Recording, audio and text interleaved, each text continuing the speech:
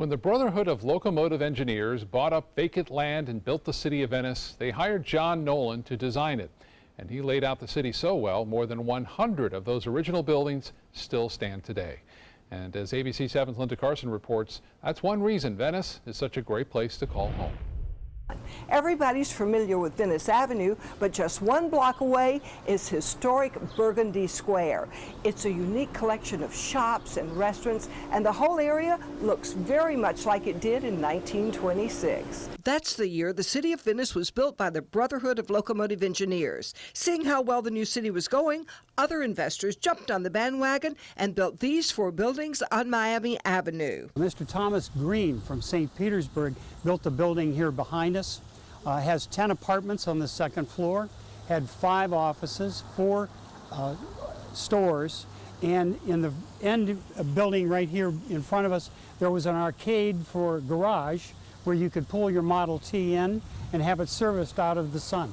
The next building was named after Bud Wimmers, the payroll clerk for the Brotherhood of Locomotive Engineers. In 1929, in the Depression, and the Brotherhood pulled out of the project, Bud stayed behind as the receiver for the BLE Realty Corporation.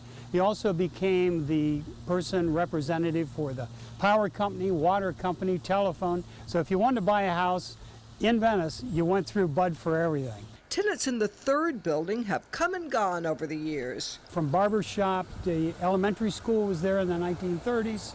There were 2 funeral homes that were located in that building. And the last building was constructed in 1926 by Mrs. Lewis Lawton. The interesting thing about that building was the windows were kind of built in a bayfront style, so the shopkeepers could put their wares in the windows for everyone to see.